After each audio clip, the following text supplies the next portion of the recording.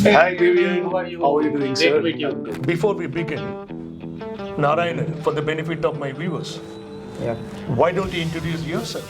For the last about 25 years, I've been working in various areas which we can broadly categorize as social impact. Social impact space, whether we look at it from a not-for-profit sector or from for-profit sector. So across sustainability, corporate social responsibility, and what we increasingly call as ESG. So the when we should, I would not use the word compliant, when we should start on the journey of ESG, I would say now. From the day one. Yeah, From the day absolutely. Hi, PVN. Hi, Ravi. PV Narayanan.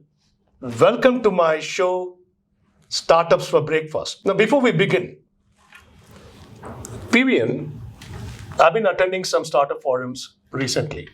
Yeah. I've been to many entrepreneurship forums. Some of the forums did have representation from global investors. Commonly, probably in the past couple of years or so, every investor worth his salt raises one question to the startup. Are you ESG compliant? Yeah. Now, I think the ESG compliant is becoming a big buzzword in the entrepreneur world and the startup ecosystem, where people are wanting to attract investors to come and invest there in venture. Okay. Having said that, to present this to my viewers, I thought it would be appropriate to bring in a subject matter expert on ESG to talk about what is ESG. Before we begin, Narayanan, for the benefit of my viewers, Yeah. why don't you introduce yourself? Yes. Great. Over to you, sir. Yeah. First of all, hello to your viewers, Thank you. and thank you so much for inviting me. It's such a pleasure to be here with you, Ravi. Welcome, sir. Pleasure is mine. So, in brief, for the last about 25 years, I've been working in various areas which we can broadly categorize as social impact. Social impact space, whether we look at it from a not-for-profit sector or from for-profit sector. So across sustainability, corporate social responsibility, and what we increasingly call as ESG. My career has been largely in and around these areas and across various dimensions. I've had the great fortune of working with some major companies and organizations, both in not-for-profit and for-profit sector, where I learned a lot about how the companies work, what are their priorities, and then I also had the great opportunity, thanks to the way corporate social responsibility evolved over the years, CSR.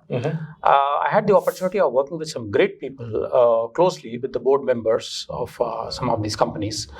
And I've seen it, how important it is as a subject, corporate governance is.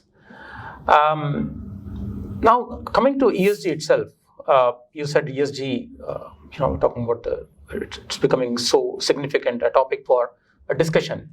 Yes, certainly in the larger business sphere, ESG is a very critical aspect of business, no doubt about it. Yes, there are a certain amount of pressures that are building up on the companies externally also.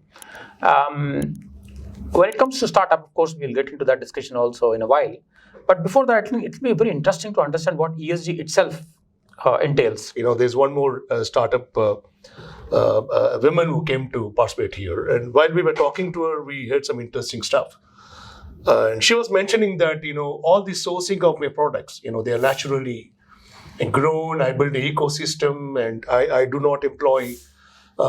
She didn't use the word "I do not employ." She did mention that my employees all are women, and they are their own bosses and kind of a stuff. So when such kind of a small startups, which ensures that the sourcing to end product is complied with the environment and social responsibility factor, and if she's able to scale up to govern SLG, at what point in time such entrepreneurs need to get them certified by an ESG certifying agency? The startup need to know, right? When should I be prepared to do an ESG compliance, or do they need to have some external advisor? For example, if any of my startup is writing to me, I mean, we have email ID, we are here to help at the rate of startups for breakfast.com. That's my email ID. Okay. Long, but it's very simple. We are here to help. Yeah. If somebody reaches out to us and they say, hey, can Mr. Narayanan guide us that when we should be ESG compliant and when we should be ready to get it certified, you think you'll be able to help such startups? Absolutely. So the when we should, I would not use the word compliant. When we should start on the journey of ESG, I would say now.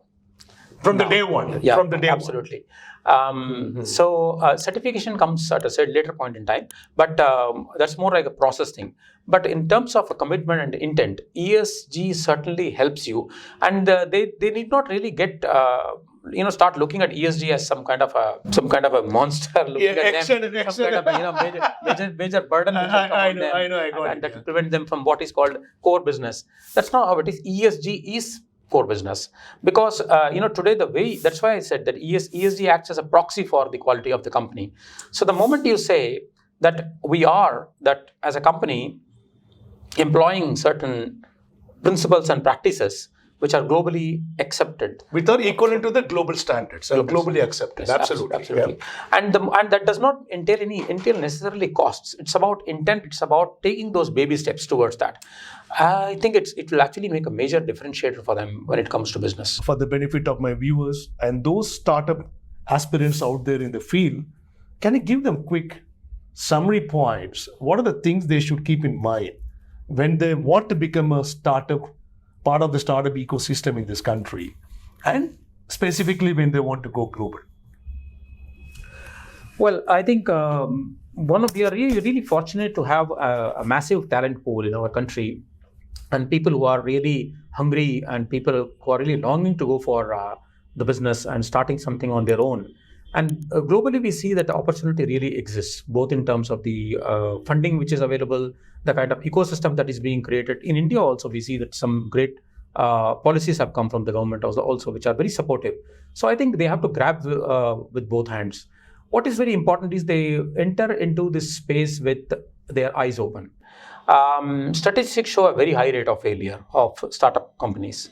And that's mainly because if you see, it's about the maturity. The statistics show it's about the maturity, it's about the experience of the founder, it's about the kind of intent and commitment that they have towards how long they want to stay in the business on, and so on and so forth. It's about the basics. So it's extremely important that the entrepreneurs or the founders of these companies, these startups, aim for the long run. That's very critical. And they learn all about the business as much as possible. I was reading a rather very interesting article the other day where it showed that the more experienced the entrepreneur was, the less was the chance of failure.